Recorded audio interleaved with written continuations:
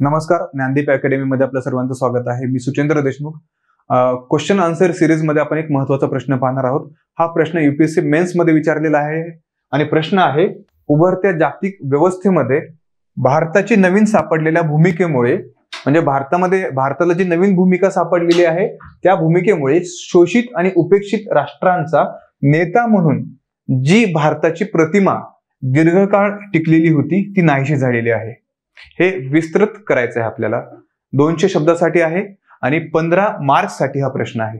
प्रश्न परत एकदा लक्षात घेऊयात आपण. उभरत्या जागतिक व्यवस्थेमध्ये भारताची नवीन सापडलेल्या भूमिकेमुळे शोषित आणि उपेक्षित राष्ट्रांचा नेता म्हणून भारताची दीर्घकाळ टिकलेली प्रतिमा नाहीशी झालेली आहे. म्हणजे भारताला जी नवीन दिशा सापडलेली आहे त्यामुळे भारताची जी पहिलेपासून जी प्रतिमा होती एक शोषित आणि उपेक्षित राष्ट्रांचा एक नेता म्हणून, ती काय झालेली आहे तर ती आता नाहीशी झालेली आहे. हे आपल्याला विस्तृत करायचं आहे, इलॅबोरेट करायचं आहे. आपण इंट्रोडक्शन मध्ये लिहू शकतो की भारतामध्ये, म्हणजे भारत जो आहे तो पूर्वी कशा पद्धतीने वर्क करत होता, म्हणजे काय करत होता, भारताची नवीन सापडलेल्या भूमिकेमुळे.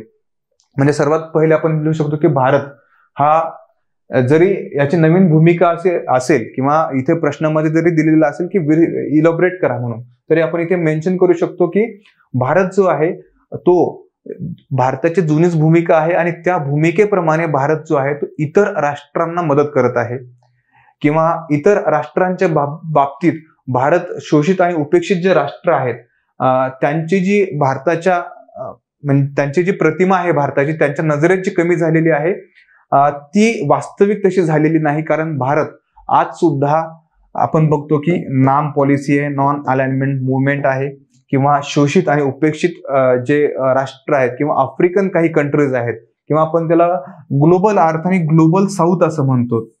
ओके, या ग्लोबल साऊथ मध्ये काय करत आहे भारत, एक प्रगतिशील राष्ट्र बनण्यासाठी किंवा ह्या ग्लोबल साऊथचे जे पुअर आणि अंडर डेव्हलप्ड कंट्री आहेत यांना नेहमी आपल्याला मदत करताना दिसत आहे. म्हणजे भारत जो आहे त्याची प्रतिमा जी आहे तो जपण्याचा किंवा तीच ठेवण्याचा किंवा एक वर्ल्ड लीडर किंवा ग्लोबल साऊथचा लीडर होण्याचा इथे प्रयत्न करताना दिसत आहे. यासोबतच आपण जो मुख्य आपला प्रश्नाचा जो गाभा आहे किंवा आपला इथे म्हणू शकतो की आपला जो मेन आन्सर आहे, मेन बॉडी आहे, या मेन बॉडीमध्ये आपण फर्स्ट पॉइंट लिहू शकतो की भारताचे नेतृत्व जे आहे ते आदर्शवादी श्रेय टिकून होते आणि ते पाहिले जाऊ शकते. म्हणजे भारताचे नेतृत्व कसे आदर्शवादी श्रेय टिकून होते हे आपण इथे लिहू शकतो. म्हणजे छोट्या अर्थव्यवस्थेची हित जोपासणे, जसं की WHOच्या दोहा फेरीत भारताचे योगदान, म्हणजे भारताचे जे श्रेय होते ते कशामध्ये होतं, आपण इथे मेन्शन करू की छोट्या अर्थव्यवस्थेची हित जोपासणे. म्हणजे भारत जो आहे तो आपल्या शेजारील राष्ट्र आहेत किंवा इतर जे राष्ट्र आहेत त्यांच्या अर्थव्यवस्थेचे हित जोपासायचा. म्हणजे काय तर इतर भारताच्या शेजारील राष्ट्रामध्ये किंवा इतर राष्ट्रांमध्ये जे होतं WTO अंतर्गत फ्री ट्रेड अग्रीमेंट किंवा एक्सपोर्ट इम्पोर्ट मध्ये काय करायच्या वेगवेगळ्या सूट दिल्या जायच्या, त्याचा फायदा भारताला, त्यासोबतच इतर जे छोटे छोटे राष्ट्र होते यांना सुद्धा मोठ्या प्रमाणावर होत होता. त्यासोबतच इथे आपण सेकंड पॉइंट मध्ये मांडू शकतो की असुरक्षित राष्ट्रांसाठी समर्थन.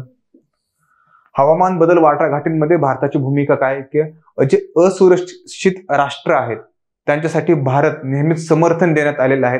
आपण जेव्हा ग्लोबली बघू शकतो की जेव्हा जे नॉर्थ कडील राष्ट्र आहेत किंवा ग्लोबल नॉर्थ असं म्हणू शकतो की जे नॉर्थ साईडचे आहेत त्यांनी काय केलेलं आतापर्यंत, त्यांनी वेगवेगळ्या हवामान आहे किंवा आपण म्हणू की एक हवामान बदल जे आहे हे मोस्टली त्यांच्यामुळे झालेलं, कारण सर्व विकसित इकॉनॉमीज आहेत, डेव्हलप इकॉनॉमी आहेत आणि यांनी जे सोर्सेसचा जो अपव्यय केलेला आहे किंवा इकॉनॉमी डेव्हलप होताना ज्यांनी जे सोर्सेस वापरलेले आहेत आणि त्यांच्यामुळे जे हवामानामध्ये बदल होतो आहे आणि त्यांचा आता अशी आकांक्षा आहे की हा बदल जो आहे याचे जे परिणाम आहेत ते परिणाम क्युअर करण्यासाठी की जे ग्लोबल साऊथ आहे किंवा जे गरीब राष्ट्र आहेत, भारतासारखे डेव्हलपिंग कंट्रीज आहेत, यांनी सुद्धा प्रयत्न करायला हवेत. मग इथे प्रश्न येतो की अशा जे राष्ट्र आहेत अंडर डेव्हलप्ड जे कंट्रीज आहेत त्यांचं असं म्हणणं असतं की तुम्ही जो उत्सर्जन केलेलं आहे त्याचा वाटा आम्ही का घेऊ, कारण आम्ही जे आहेत आम्ही आणखी डेव्हलप होत आहोत, तुम्ही ऑलरेडी डेव्हलप होऊन बसलेला आहात आणि हे एवढं उत्सर्जन केलेलं आहे आणि याचा परिणाम जो आहे तो तुमच्या कृत्याचा परिणाम संपूर्ण जगाला भोगावा लागत आहे. ओके, म्हणून हवामान बदल वाटाघाटीमध्ये सुद्धा भारताची इथे खूप महत्वाची भूमिका असेल. वेगवेगळे अग्रीमेंट असतील, इंटरनॅशनल अग्रीमेंट असतील, वेगवेगळे करार असतील, सीओपी अंतर्गत होणारे वेगवेगळे करार असतील. भारताच्या परराष्ट्र धोरणाचा दृष्टिकोनात बदल. आता भारताचा जो दृष्टिकोन आहे, परराष्ट्र दृष्टिकोन आहे, तो सर्वांना सोबत घेऊन चालण्याचा आहे. पण भारत जो आहे तो आर्थिक विकासाला सध्या प्राधान्य देताना दिसत आहे. त्यासोबतच परराष्ट्र धोरणामध्ये सुद्धा भारत जो आहे तो स्वतःसोबतच इतर राष्ट्रांचे हित सुद्धा जपण्यास इथं काय करत आहे, तर इथं मदत करत आहे. आंतरराष्ट्रीय मंचामध्ये भारताची बदलती भूमिका. हवाना नाम समिट 2006 इथं संदर्भ दिलेला आहे. म्हणजे आंतरराष्ट्रीय मंचामध्ये बघितलं तर भारताची एक बदलती भूमिका राहिलेली आहे. नाम नॉन अलाइनमेंट मुवमेंट म्हणजे अलिप्तवादी चळवळ. या अलिप्तवादी चळवळमध्ये भारताने जेव्हा विश्वयुद्ध झालेलं आहे तेव्हा नामचा उदय झालेला आहे आणि याच्यामध्ये जी भारताची जी भूमिका आहे ती नेहमी नॉन अलाइनमेंटची राहिलेली आहे, म्हणजे अलिप्तवादाची राहिलेली आहे. म्हणजे कुठल्याही युद्धामध्ये प्रत्यक्षरित्या न उतरून भारत हा नेहमी काय राहिलेला आहे, तर अलिप्त राहिलेला आहे.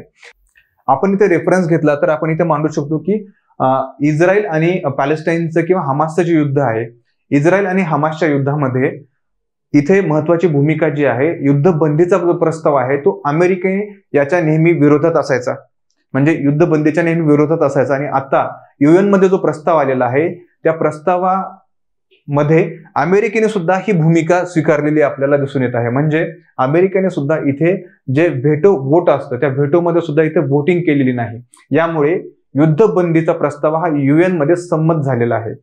म्हणजे आंतरराष्ट्रीय मंचामध्ये सुद्धा भारताची बदलती भूमिका आहेच, पण आंतरराष्ट्रीय स्तरावरती सुद्धा ह्या नामचं नॉन अलाइनमेंट मुवमेंट इथे स्वीकारताना अनेक मोठे मोठे देश आपल्याला दिसत आहेत.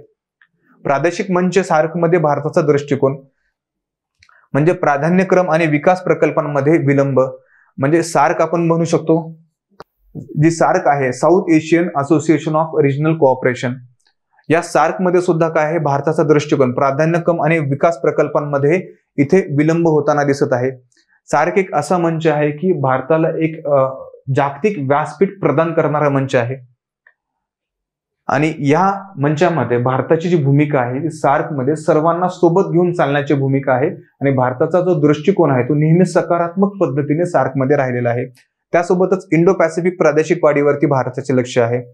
आता इंडो पॅसिफिक जो आहे, आपण जेव्हा भारताचा इथे मॅप बघतो आणि जेव्हा हा जो प्रदेश बघतो, हा जो प्रदेश आहे त्याला काय म्हणतात, इंडो पॅसिफिक.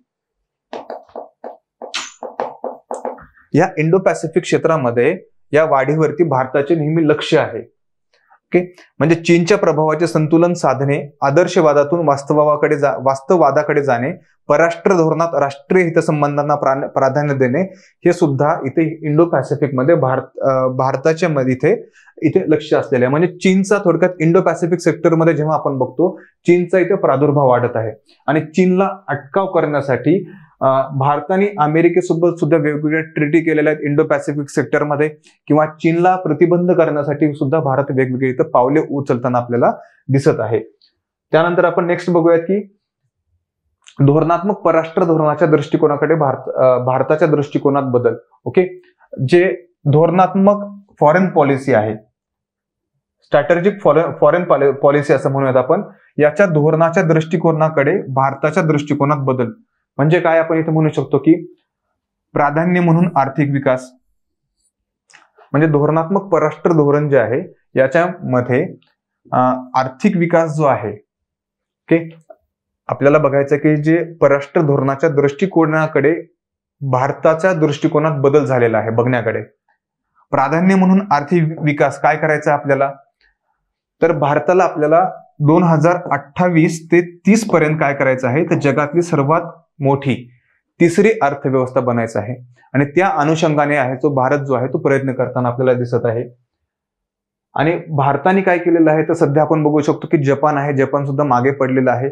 जपान ही चौथी अर्थव्यवस्था झालेला आहे आणि जर्मनी त्यापुढे गेलेला आहे. पण भारताचं टार्गेट जे आहे ते आर्थिक विकासाचं आहे. 2028 ते 30 पर्यंत भारताला ही देशातली सर्वात मोठी तिसरी अर्थव्यवस्था बनायचं आहे.